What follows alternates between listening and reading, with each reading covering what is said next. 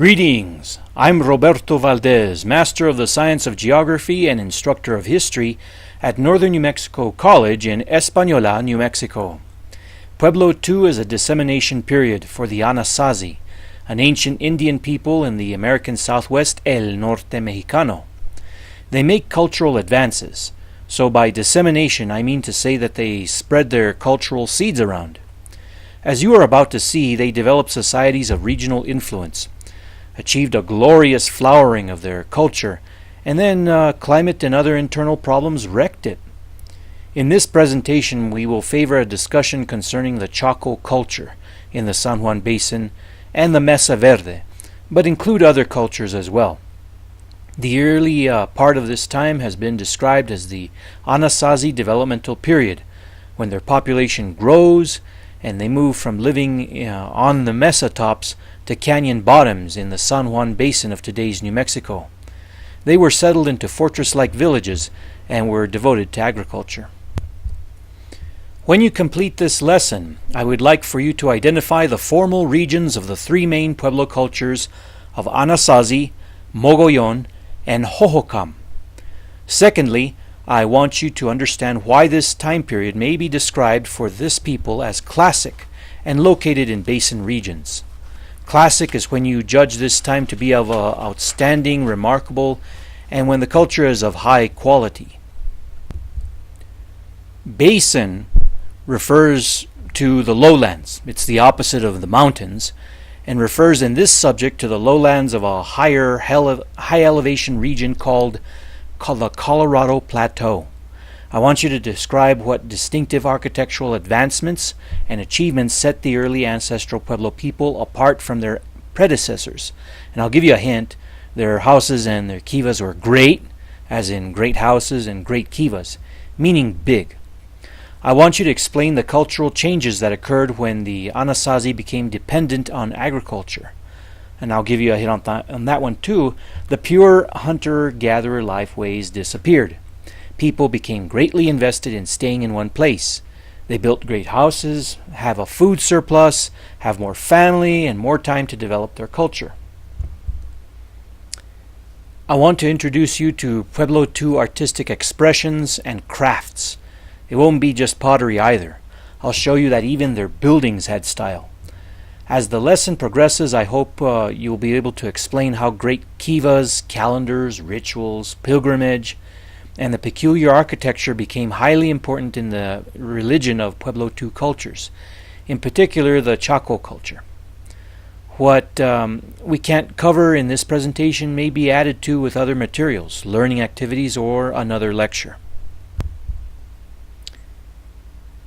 In this map, we see the range of the three cultures of the Anasazi, also known as the ancestral Puebloans, the Mogollon, and the Hohokam. When we talk about the American Southwest, I use El Norte in conjunction with it because today's political boundaries of states and sovereign nations run rigidly over the physical geography. I want you to respatialize, that is, remove today's boundaries and see how a culture like the Mogollon covered basin and range country on both sides of today's border. The American Southwest-El Norte Mexicano refers to a large region displayed in this illustration and overlapping with the portrayal of the ancient cultural regions for our discussion here. The Southwest-El Norte region is best described as a cultural region stretching from the Colorado River in the west here to the Big Bend in Texas here, and upward to include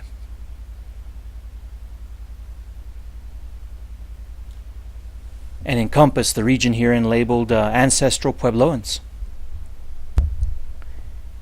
Each region is flourishing due to the climate at the time.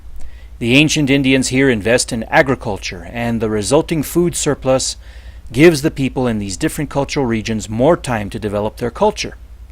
In this lesson, we're going to concentrate on this, Chaco Canyon, and a little bit on this, Mesa Verde. Both are in the region of the Anasazi. In northern New Mexico, the period we are discussing is the Pueblo II period. but scholars also make reference to other names for the time period, such as the classic Chaco period, the Chaco Anasazi, or the Bonito Phase Anasazi. Don't worry about the variation of names the scholars gave them. Just concentrate on the name Basin Classic. Basin Classic, because it refers to the lowland areas of the Colorado Plateau, today divided among the political entities of states called the Four Corner States of Utah, Colorado, Arizona, and New Mexico. Meanwhile, in the south, the Mogollon people are in a period known as Mogollon 5, the reserve phase, or classic Mimbres. This may be the first time you have heard of these, and there is no need for our purposes to dwell on these and get confused. Just know they exist, that each culture is experiencing a period of cultural flourish, and scholars take notice and describe them with names. However, let's concentrate on the Anasazi cultural region and the classic basin culture of Chaco Canyon and its region of influence, which is right all over in here. All combined, the population and building boom of Pueblo II created 10,000 sites during the years 950 to 1100, and that comprises 43% of all of the archaeological sites found in the western half of the state of New Mexico. That is why this is a dissemination period. Population grows and the culture spreads widely like seeds and it blooms. Pueblo II, once again, is a time period referring to a people called the Anasazi, who lived in a region mostly in the lowland areas of the Colorado Plateau, that being right in here.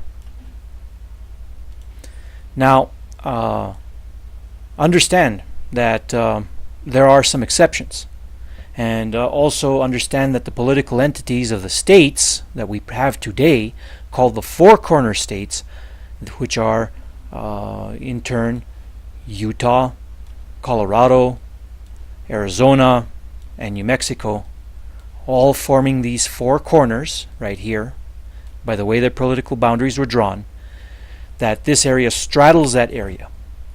Now, let me erase this real quick. Now, one of the major lowland areas within the Colorado Plateau is known as the San Juan Basin, and that is roughly in here, like this. Within that basin and to the north of it, you'll notice that there are some Pueblo II cultures reaching a remarkable and outstanding rise in their culture, and some are reaching a classic phase greater than others, or different than others. Because of these differences, we will subdivide the Anasazi cultural area into geographic subregions based on distinctions in the material culture archaeologists have found left behind. People and their culture are a product of their environment. It made the Rio Grande Anasazi culturally different from the Kayenta Anasazi. Likely their languages were different. We don't know. That is conjecture because they didn't have a writing system. But we know when the Spanish came hundreds of years later, they found a variety of languages and dialects and wrote about them and tried to learn them. Each region has different clays available to the Anasazi. So each region had different styles of pottery, with symbols painted on them based perhaps on their differing religious beliefs, and so on. Take note of the different subregions that scholars have indicated, and I'm going to give you examples of major ruins or places connected with these Anasazi cultural subregions. So, the northern San Juan is a subregion with the well-known ruins of Mesa Verde, which are approximately lying and being situate right in here. The Montezuma Valley, which is right in here. Hovenweep, on the border between Colorado and Utah, which is right in here. And Grand Gulch in the state of Utah, which is right in here. The Kayenta cultural subregion is presently occupied by the Navajo, a people who came later in time. Consequently, there is a place called Navajo National Monument. with cliff dwellings called Kitsil and Betakin, right in this area, right in here. In another part of the region, there are ruins in a canyon called Cañón de Che, and that's right in here. These places mostly date to another time period called Pueblo III. And if you are curious, you should check out my lecture on that topic.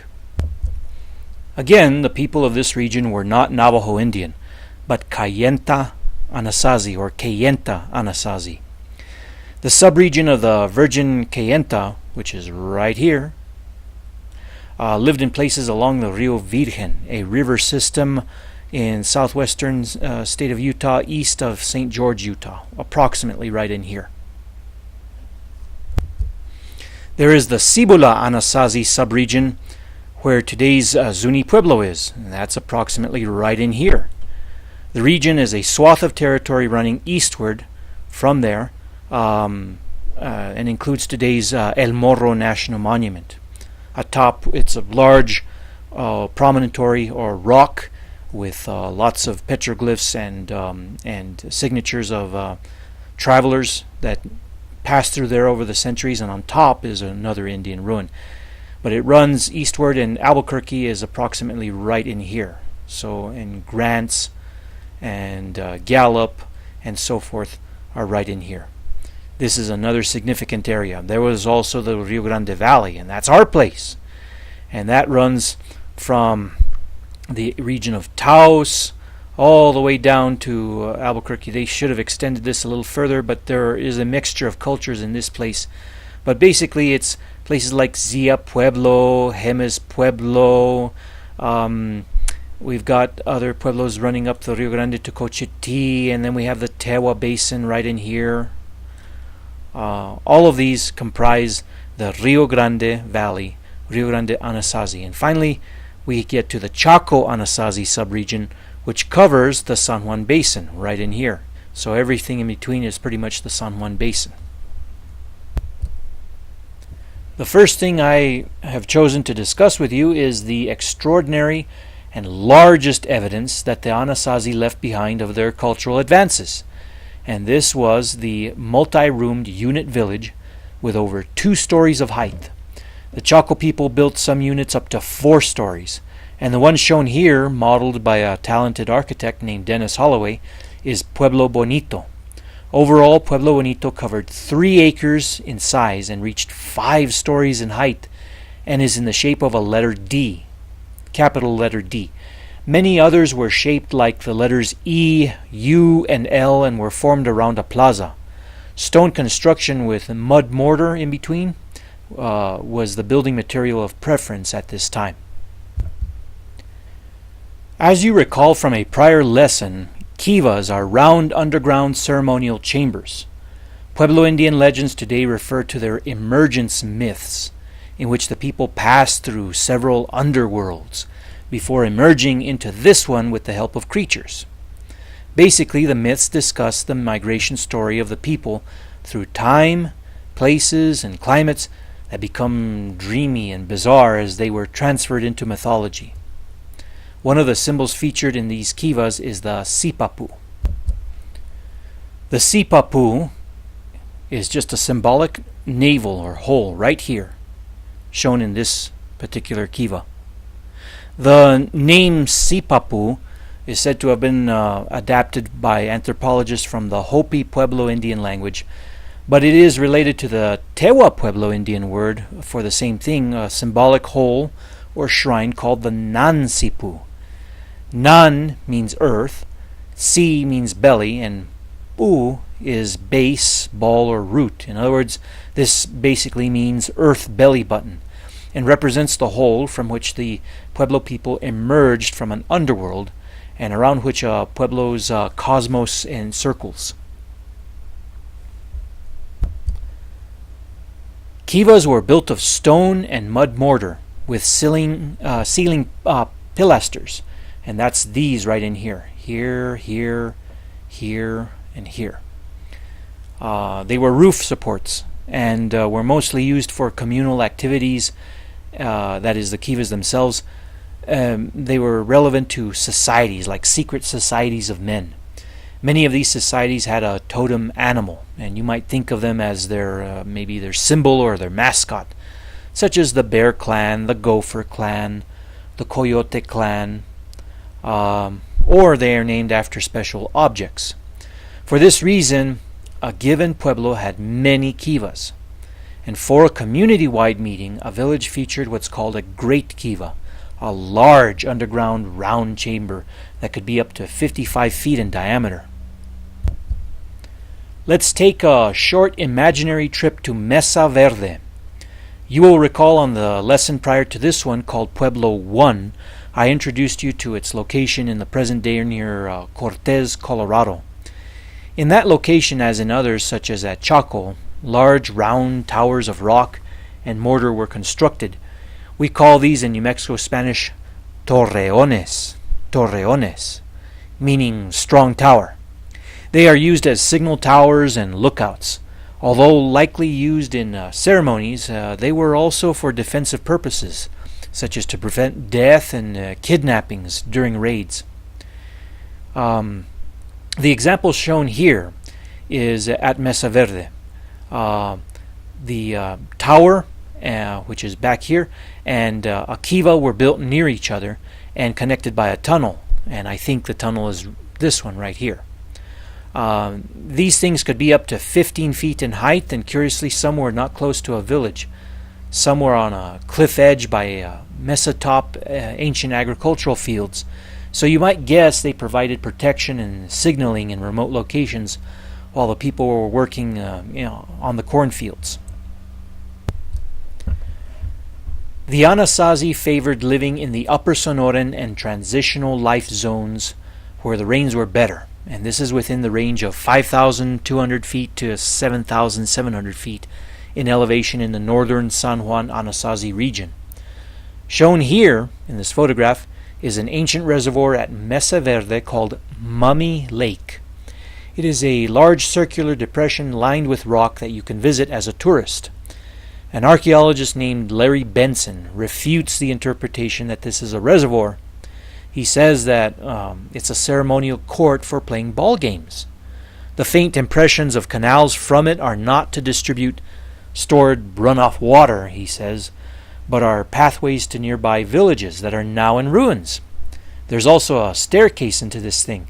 He makes a good case that this is not a reservoir, but nevertheless, although scholars debate this particular site, the Anasazi certainly did build check dams and channeled rainstorm runoff to benefit their fields. I thought you might enjoy this debate because archaeologists often revisit ideas and interpretations previously held that keep that profession fresh. We need to introduce you to a word that I'm going to use instead of dump or trash heap, and the word is midden. Midden. These are large piles of ash and charcoal and household scraps and broken pottery and dirt and dust swept out of rooms and piled specifically on the south side of a village. They grow in size over time, and because it was soft, the dead were often buried in it as well. The midden is thought to tie into a belief in the cyclical return of man and his goods back into the earth. And as a consequence, the midden is an important place. Archaeologists often do analysis of the midden with its remnants of pottery and even graves to provide information on dates and cultural change. Among the things that are seen during the Pueblo II period is the development of higher forms of geometric design on the pottery. In the photograph at lower left is a bowl found during when they did some rescue archaeology in advance of a highway expansion project near Farmington, New Mexico, at a place called La Plata, or Rio de la Plata. It shows patterns in a type judged to fit within the so-called Mancos black on white style. This type of pottery is found in the northern San Juan Anasazi cultural region, the same region Mesa Verde is in. Lots of scholarship has been invested in determining variations in time, culture, and place just by examining broken pieces of pottery. As I was speaking to you earlier about the reliance on agriculture, we see a decline in the tribes that pursue the hunter-gatherer lifestyle. As population grows and the land does not have a chance to recover from the impact of humans taking plants, fruits, and animals from the landscape, this is overcome by domesticating wild turkeys by about the year 1100, even earlier, and planting domestic crops. Regarding religion, more people means larger societies that are more organized in their mode of worship. That in turn creates increasingly complex religious beliefs, and because people have to watch the seasons with greater care because of their reliance on domestic plants, calendars achieve a high religious importance during this time, even more so as they are spending more of their free time observing the heavens and the strange events that they see. The most keen of the observers of heavenly phenomena were people that settled in the center of the San Juan Basin in the northwest of the state of New Mexico. These are people that we have been referring to as the people of the Chaco Culture. Most notable is how they observed and recorded celestial events, which is a major thing to us historians because when we discuss people, places, and events, we connect them with dates. These recorded celestial events are datable. The Chaco people hosted these large rituals by the calendar, involving pilgrimages. Because there were sages who acquired knowledge that was considered exceptional, they developed a ruling elite that had regional power. This initiated the building of ever larger great houses oriented to the observation of celestial events that made an impression upon pilgrims. As a consequence of this power, they also at the same time developed a trade network. Although some throw around the name civilization to describe them, they were actually an advancing Neolithic society. Characteristics of civilization include a society with cities, specialization of labor, monumental architecture, a system of writing, and an organized government that uses legal codes and imposed taxes for public works, and upheld organized, complex religious structures.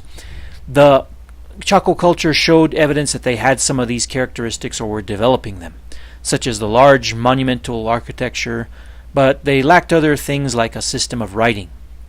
Let's now show you the sun dagger, a kind of a calendar designed to use shadows and the light of the sun and moon to tell you annual events. So this thing is off limits to visitors today, but I get to show it to you and how it works.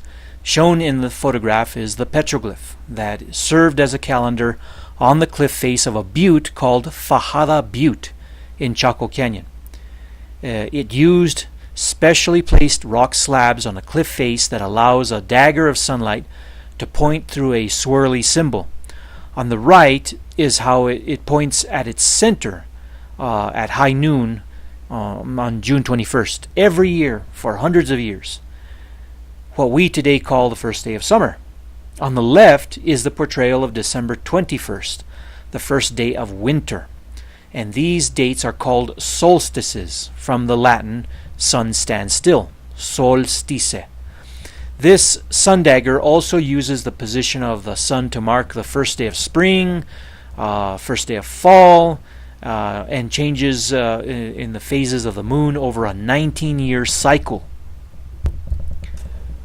Aside from the comparatively recent discoveries that the Chaco Anasazi had high regard for their calendar, the Anasazi people of the Chaco culture were best known for their great houses, great kivas, and distinctive style of masonry. I want you to remember that. A sample of that masonry can be seen at upper left. The largest Pueblo town of the Chaco complex of towns and villages is known as the Beautiful Pueblo, or Pueblo Bonito. Its massive architecture covers over 3 acres. What it may have looked like is depicted below, or just to the right of me, by an artist's rendition. To the left of that is a great kiva, further that way, located in its plaza, and it was built. This place was built from about AD 828 to 1126. It was overbuilt to impress the pilgrims. It had about 800 rooms, but housed only about 800 people. And they know that because the midden is seemingly quite small for a town of such size. So it was there to be overbuilt and astound you. It went into decline after about the year 1140 due to droughts and strife, which is conflict between people. I would like to share with you some privileged information about the name Chaco, and that it is a misspelling. The name was Spanish, Cañón del Charco, meaning Canyon of the Puddle, Cañón del Charco. In 1849, an expedition led by U.S. Army Lieutenant Colonel James H. Simpson entered the region from Santa Fe towards the Navajo country and created the first American map of the region featuring the spelling the name as Chaco that we see today. The journalist that misspelled the name had a Spanish-speaking informant, a Hispanic man named Carabajal, from the town of San Isidro, about 75 miles away from the ruins of Pueblo Bonito. During this expedition, the journalist recorded Charco as Chaco. However, later in 1864, a U.S. Army map displayed the correct name, shown here, proving it was already known as Charco, but the mistake name recorded in 49 had already grown legs in other scholarly venues. A typical way that a mistake name becomes the accepted name is by means of published materials with the error that is reproduced distant from the sources of the correct information. Then you get further reinforcement of a mistake when the public perceives a government endorsement of a name, such as Chaco Canyon National Historic Park, which was defined according to its territory, and the name was accepted by the U.S. Congress beginning in 1907. As scholars and the government can make a mistake, it can be a slow process or near impossibility for them, first of all, to get them to admit they made a mistake, and then further to get them to correct the mistake. So just remember, the name was Cañón del Charco. During the time period of Pueblo II, which you recall is from AD 900 to the year 1150, other regions within the Anasazi cultural area live more modestly and won't flower like the Chaco or the Mesa Verde people until later. Let's look, for example, at an area between Dulce, which is about right here, and Aztec, which is about right here, New Mexico, along the Rio San Juan, which flows generally in this direction like that. In modern times, they built a dam right in here, and it created a reservoir called Navajo Reservoir. Prior to flooding the river valley, they did much salvage archaeology in here and discovered that the Anasazi of this district had a trading connection with the Mesa Verde culture. There was violence and strife, which you recall means fighting, and this district was abandoned by about the year AD 1050. Its inhabitants are believed to have migrated to Mesa Verde. The Chaco and the Mesa Verde people and culture diffused or broadcast their cultural influence, and they also pulled people in to that influence. Now, you have smaller houses and pit house villages continuing to be used in the region around today's Albuquerque, which is right here. Santa Fe, right there. And around the Pueblo de Tesuque, just north of Santa Fe, right here. These of Tesuque have pit house villages with kivas. The Galisteo Basin, which is south of Santa Fe, which is right here. The Pajarito Plateau, which is Los Alamos County, right here. And the valley of the Rio Chama, which is right here in Rio Riba County. And then you have the region of Taos, right here. These areas are comparatively little used and have a lower population compared with the Chaco Anasazi, which is right in here, and the northern San Juan Anasazi, which is outside of our map, right in here. I'm using the example of Mesa Verde in the Montezuma Valley. So these people, the Chaco Anasazi and the northern San Juan Anasazi were distinguishing themselves by building multi-storied pueblos. Let's quickly examine how people lived in the Albuquerque region during this time. While people like the Chaco Anasazi and the northern San Juan Anasazi were distinguishing themselves by their great houses, their great kivas, and their distinctive masonry, those of Albuquerque, or Alburquerque as we pronounce it in Spanish, were living much like the basket makers living in pit houses. An example can be seen when the Albuquerque International Sunport underwent the expansion of its aircraft runway. Archaeologists encountered two pit house hamlets dating to within a period of time stretching from AD 1050 to 1200. Salvage archaeology was done and a report on it was published. It was published in 1995 actually. And in the photo you can see an excavated pit house in which storage pits are bored into the floor, as well as a hearth or fireplace and posts that held the roof up. Along the sides, such as here, you can see these vertical grooves which had sticks that have since rotted away, but they were chinked by adobe mud and are the lower sides of the walls. In this site they found two pit houses and there was another site nearby. There were lots of post holes suggesting pens, maybe for holding turkeys, structures in activity areas, storage features, and ramadas or shade structures. They're basically posts that hold up a roof without walls and it's covered on top with brush. You create essentially an artificial tree. Now after the work was done, the heavy equipment came in and paved it over and now jets land on it. A discussion of the Pueblo II time period should not overlook how people ate. The Anasazi of this time period are known for permanent settlement, communal orientation, and dependence on corn. Although you can grab an ear of corn and start eating, corn is really a slightly complicated food staple to prepare so that you can adequately digest it and get the most benefit from it. When corn is harvested in its completely ripened state, ancient people found out that the various types of maize, which I'm going to use in lieu of corn, maize, known as flint corn, flour corn, and dent corn, it has to be boiled in a solution of water and ashes or limestone, and it's called nechayote, this solution of water and lime. A Mexican Spanish word, nechayote, means is also talks about a chemical change that occurs that makes the maize digestible and much more flavorful and satisfying. We have a local dish called pozole, which is an example. One of the options after this process is to dry the maize and then grind it with a special set of stones called metate y mano. Metate y mano. In other lessons I go into detail about what the metate mano is and so forth and how it's used. Basically the mano is the hand piece and the metate is the large stone upon which you grind the corn.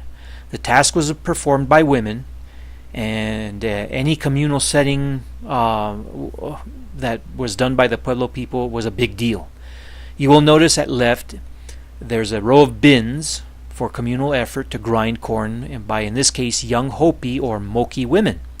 They are young unmarried women or maidens. We know this because they have the peculiar squash blossom whorl hairstyle. Older or married women wear their hair down. Married or not, women would gather for the communal task of grinding, and they would sing rhythmic corn grinding songs to help make the task a little more fun and overcome the tediousness. At the right hand side, just above me, are prehistoric bins found at Betaquin Cliff Dwelling in Navajo National Monument in the state of Arizona. Let's bring the first part of this presentation to conclusion. I want you to remember the name Anasazi. I'm taking this opportunity to tell you that Anasazi is from a Navajo word, Nashaze, meaning ancient strangers. Anybody who's not a Navajo is a stranger, and possibly an enemy, so they would call them Nashazi, and then added to that the compound that makes the word ancient stranger. Anasazi is a name archaeologists gave a variety of cultural groups of ancestral Puebloans that developed the imposing architecture, distinctive pottery, and a trade network at places such as Chaco, Mesa Verde, Cañón de los Frijoles, which is part of the Pajarito Plateau around today's Los Alamos, and Hovenweep on the border between Utah and Colorado. Remember that this time period is called Pueblo II, stretching from AD 900 to 1150. In this period, the Anasazi people constructed unit pueblos with 2 stories of height or more, kivas that served ceremonial purposes, and a given pueblo usually featured at least one great kiva for community ceremonies. Sometimes they had more than one great kiva, but usually it was one, very big one. Trash mounds known as middens were at the south end of a village. Because the Anasazi had food surpluses, the art forms in pottery were further developed, and they domesticated the turkey and used them for food by the year 1100. Remember that the most classic of the Anasazi people were those practicing the Chaco culture in the San Juan Basin of New Mexico. They can be distinguished by their great houses, great kivas, and distinctive style of masonry. This culture declined after the year AD 1140 due to droughts and strife. The Pueblo II period is also known as the Basin Classic phase. It is called thus because classic is used to describe something that is outstanding, remarkable, and of high quality. The Chaco and northern San Juan Anasazi cultures in and around the San Juan Basin create larger, more organized societies. The Anasazi are also known as the ancestral Puebloans. They are firmly reliant on agriculture and develop water diversion techniques. In today's Four Corners region of Colorado, New Mexico, Arizona, and Utah, the practice of hunting and gathering will persist, but as a full-time way of life, the hunter-gatherer groups are believed to have gone out of existence due to the fact that agriculture is just a more popular and easier way to live. Finally, the quality and development of the pottery gets better, and trade in pottery increases. Pay special attention to the architecture of the Pueblo II period. During this period, there are unit structures that are multi-roomed, described as pueblos, that scholars acquired from the Spanish word pueblo, that in turn can mean a population, a populace, as well as a town or village. Most of the pueblos of the Pueblo II time period are in the shape of an E, U, and L, and formed around a plaza. And of course, Pueblo Bonito is in the shape of a D, and others are in the shape of a square or rectangle. These pueblos feature trash and ash heaps known as middens at the south sides, as I've mentioned before, and that you can see represented in the model of Pueblo Bonito at Chaco Canyon shown in the illustration.